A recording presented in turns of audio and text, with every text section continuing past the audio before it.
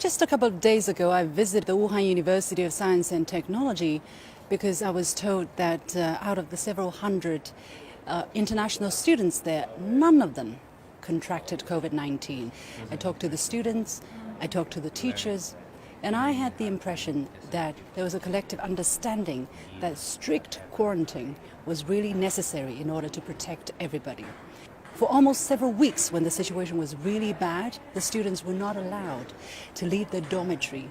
Of course, it was difficult, but in the end, the great majority of them understood the necessity of it. They persevered, and none of them got sick. I think that story is important to help people understand exactly why the case mortality number and the absolute death toll number in China has been so low. For 76 days, the city was under strict lockdown. Not the kind of lockdown where if you choose to stay in place, you stay in shelter, you can. If you want to go out, you could also try to do that. No. For the great majority of the lockdown, people had to stay at home. Think about what happens in the United States.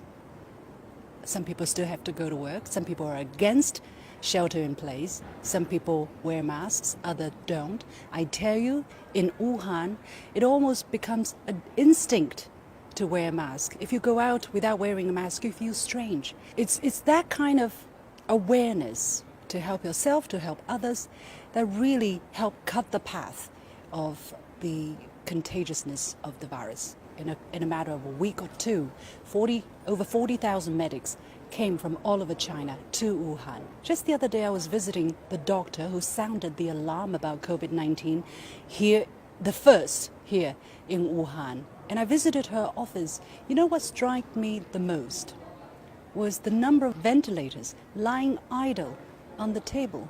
She said, well, now we don't need these anymore. But there were about 15, 17 ventilators just lying like that.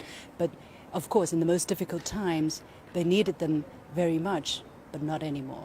In China, we never had the discussion of herd immunity. We never had the discussion between keeping the economy going or saving lives. From the beginning, it was very clear every life mattered. In Wuhan, over 3,600 people aged over 80 survived. Among them, 7 people aged over 100 survived. I think that's probably a record for anywhere in this world. Citing an example from the doctor who reported the first cases here, she said a couple of days ago, one of her first patients came back to settle the bill. I asked her, what do you mean settling the bill? I heard it was all for free, the treatment. She said, yeah, he came to get the refund. He paid originally, but later on, after the government decided everything would be for free, he came and got his money back.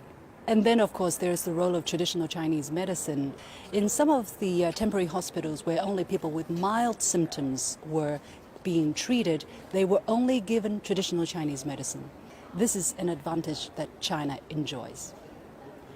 My last point, I wanted to say, it's something, again, probably won't be understood so easily by people in the West or in America or in Europe, is the kind of trust between the authorities and the local residents. I talked to a couple of people randomly on the street. The word that they shared was cooperation, that they trusted in the measures that they were told to follow, and the measures worked.